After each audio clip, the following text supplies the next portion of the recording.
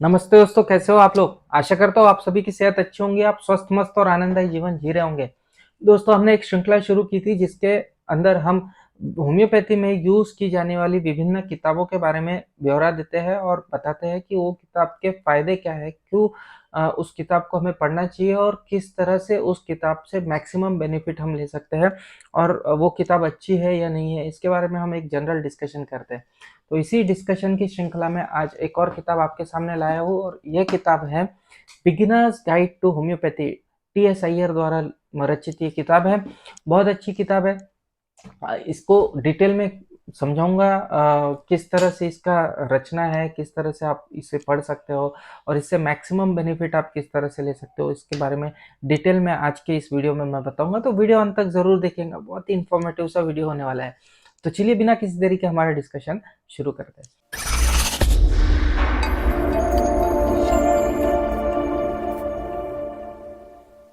दोस्तों, आगे बढ़ने से पहले आप सभी से अनुरोध रहेगा कि यदि आप मेरा चैनल पहली बार देख रहे हैं तो चैनल को सब्सक्राइब कर दो, साथ ही साथ बेल आइकन का बटन भी दबा दो। तो ये है वो किताब जो मैंने 2004 में ली थी, मैं जब कॉलेज में था। Beginners guide to homeopathy, T S Iyer द्वारा लिखित। अब डॉक्टर टी एस अय्यर ये कोई होम्योपैथी के डॉक्टर नहीं थे, इनके पास मेडिसिन की कोई डिग्री नहीं थी। रिटायरमेंट के अंदर इनके अंदर जो होम्योपैथी के प्रति रुचि थी, इसी के थ्रू उनकी जिज्ञासा जागी और उन्होंने बहुत सारी होम्योपैथी की किताबें पढ़ना शुरू किया। बहुत सारे यूएसएससी जर्नल इंपोर्ट करके उनको पढ़ना शुरू किया। डॉक्टर बी यूनान नाम के एक बहुत प्रसिद्ध होम्योपैथिक चिकित्सक थे कलकत्ता के, इनके क्लोज कांटेक्ट में आया और उन्होंने इनको काफ़ी अच्छी तरीके से गाइड किया, जिसके बाद में इन्होंने होम्योपैथिक प्रैक्टिस की और काफ़ी अच्छी तरह से ये 35 साल तक के प्रैक्टिस करते रहे। इस किताब की पहली आवृत्ति 1948 के अंदर आई और सेकंड एडिशन इसका आया 1952 के अंदर। सेकंड एडिशन के अंदर इन्होंने पोलियो और कैंसर के ऊपर सेपरेट चैप्टर्स ऐड किए थे। तो आज जानेंगे इस किताब के बारे में विस्तार से। और जैसा कि ये खुद एक लेमैन थे और होम्योपैथी की तरफ आकर्षित होकर इन्होंने ये किताब लिखी, तो ऐसा यदि कोई बंदा है जिसको बहुत ज़्यादा होम्योपैथी की नॉलेज नहीं है और होम्योपैथी के प्रति रुचि ज़रूर है, तो उसे अगर शॉर्ट में होम्योपैथी को समझना है तो ये किताब का रेफरेंस वो ले सकते हैं।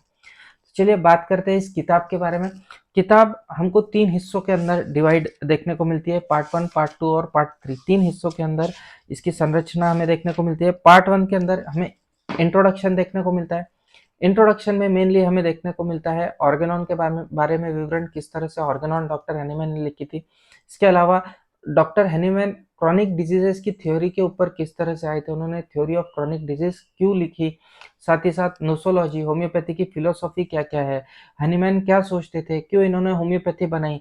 इसके अलावा अप्रिसिएशन, होम्योपैथी का अप्रिसिएशन है कि एग्जामिन किस तरह से करना है होम्योपैथी में पेशेंट को। साथ ही साथ सिलेक्शन किस तरह से करते हैं सिमिलर रेमेडी का, सिंगल रेमेडी क्यों देते हैं, मेडिसिन को किस तरह से एडमिनिस्टर किया जाता है और साथ ही साथ उनका डोज का रिपीटेशन किस तरह से हम कर सकते हैं। और इसके अलावा जनरल हिंट है डाइट के बारे में और हेल्थ के बारे में, ये हिंट्स भी इसके अंदर दिए। और ओवरऑल जनरल इंस्ट्रक्शंस हमें डाइट के बारे में यहाँ इंट्रोडक्टरी चैप्टर के अंदर देखने को मिलते हैं। तो बहुत अच्छी तरह से ये इंट्रोडक्टरी चैप्टर है, जिसे कुछ भी पता नहीं है ऑर्गेनॉन ऑफ मेडिसिन के बारे में, उसे एक थोड़ी बहुत एक कल्पना आ जाती है कि किस तरह से होम्योपैथी का जन्म हुआ था, क्यों हैनीमैन ने होम्योपैथी बनाई थी, किस तरह से बनाई थी। तो ये एक थोड़ा सा शॉर्ट में आइडिया यहाँ पे हमें ज़रूर आता हुआ देखने को मिलता है। अब बात करते हैं पार्ट 2 की। पार्ट 2 के अंदर हमें ट्रीटमेंट ऑफ वेरियस डिजीजेस देखने को मिलते हैं। यहाँ पे चैप्टर्स बना दिए हैं, हेड, नोज, माउथ, थ्रोट, इस तरह के अलग अलग चैप्टर है। हेड के अंदर वर्टाइगो है, हेडेक है। तो उस चैप्टर के अंदर ये सबसेक्शंस है और हर सबसेक्शन के अंदर उसकी बीमारियां के बारे में एक संक्षिप्त विवरण देके उस बीमारी में कौन कौन सी दवाइयां हम यूज कर सकते हैं ये बताया गया है। जिस तरह से वर्टाइगो क्यों होता है, कैसे होता है, उसके 4-5 लाइनों में एक शॉर्ट विवरण दिया है और एक्चुअली वर्टाइगो के अंदर कौन कौन सी दवाइयाँ यूज होती है, कौन सी दवा के अंदर कौन से लक्षण हमें देखने को मिलते हैं, ये बताया गया है। तो इस तरह के कई सारे चैप्टर्स हमें देखने को मिलते हैं। लगभग 33 इस तरह के विभिन्न चैप्टर्स हमें देखने को मिलते हैं। बहुत से चैप्टर्स है जिसके अंदर पोलियोमाइलाइटिस का भी चैप्टर है, कैंसर का भी चैप्टर है। साथ ही साथ प्रेगनेंसी के ऊपर बहुत सारी दवाइयाँ, बहुत अच्छी अच्छी दवाइयाँ बताई है।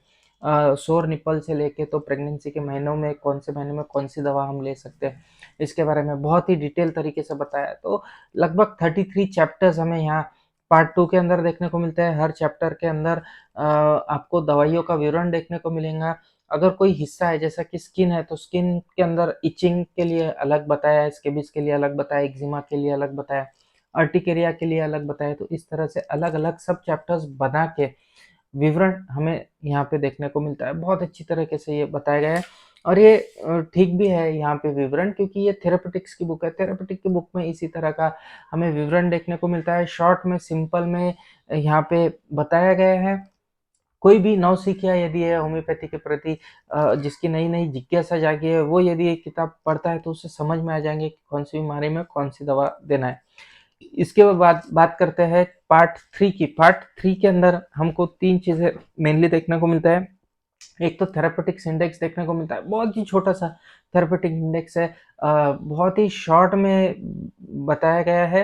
तो थेरापेटिक इंडेक्स जो है ये बहुत ज़्यादा काम में आता है ऐसा मुझे नहीं लगता है, लेकिन बहुत ही ज़्यादा इमरजेंसी है, आप बहुत ज़्यादा डिटेल में नहीं देख पा रहे हो मेडिसिन, तो यहाँ पे थेरापेटिक इंडेक्स की आप मदद ले सकते हो। इसके अलावा मटेरिया मेडिका है। अब यहाँ पे मटेरिया मेडिका भी बहुत ही छोटी है, और बहुत ही कम दवाइयाँ यहाँ पे हमें देखने को मिलती है, बहुत ज़्यादा दवाइयाँ भी नहीं है। लेकिन जो भी पॉलीक्रेस्ट मेडिसिन है, पॉलीक्रेस्ट मेडिसिन यानी ऐसी मेडिसिन जिनका बहुत ज़्यादा एक्शन हमें देखने को मिलता है, जो बहुत ज़्यादा हमारे शरीर के ऊपर, काफ़ी सारे अंगों के ऊपर काम करता है, और जो बहुत ज़्यादा फ्रिक्वेंटली इंडिकेटेड है, ऐसी मेडिसिन का विवरण हमें देखने को मिलता है। तो एक शॉर्ट में मटेरिया मेडिका भी हमें यहाँ देखने को मिलता है, और साथ में ग्लोसरी देखने को मिलता है कि यहाँ पे आप क्या चीज़ ढूंढ सकते हो। ये इंडेक्स भी हमें एंड में देखने को मिलता है। तो इस तरह से इस किताब की संरचना की है।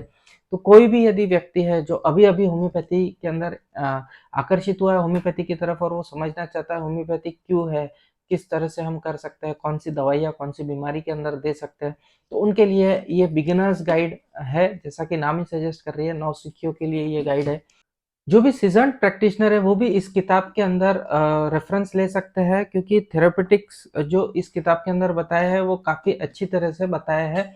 और मैंने कई होम्योपैथिक डॉक्टर्स, सीनियर डॉक्टर्स देखे हैं जो इस किताब को यूज़ करते हैं, और जो कहते हैं कि इस किताब के बहुत अच्छे रिजल्ट्स इसके उन्हें देखने को मिले हैं। इस किताब के हिसाब से उन्होंने प्रैक्टिस की तो बहुत अच्छे रिजल्ट उनको प्रैक्टिस में देखने को मिले हैं। तो बहुत अच्छी सी ये किताब है, आप ज़रूर इस किताब को रेफ़र कीजिए। लिंक पिन कमेंट के अंदर और डिस्क्रिप्शन के अंदर डालने की कोशिश करूँगा, आप वहाँ सर्च कर लीजिएगा, वहाँ से आप किताब को ज़रूर खरीद सकते हैं। और किताब यूज़ करके मुझे बताइए कि आपको यदि कोई डिफ़िकल्टी आती है तो आप मुझे कमेंट सेक्शन में लिख के पूछ सकते हैं। और आपको किताब कैसी लगी ये मुझे ज़रूर बताइएगा। यदि आपने परचेज़ की और आप ये किताब पढ़ रहे हो तो किताब आपको कैसी लगी ये मुझे ज़रूर बताइएगा। तो आपके फीडबैक की आशा रहेंगी, और इसी आशा के साथ में आज का ये टॉपिक हमारा खत्म हुआ। मिलते हैं अगले टॉपिक में, कोई इंटरेस्टिंग सा टॉपिक लेके आपके सामने फिर से हाजिर होऊंगा। तब तक के लिए आप सभी की इजाजत चाहूंगा। जय हिंद, जय भारत।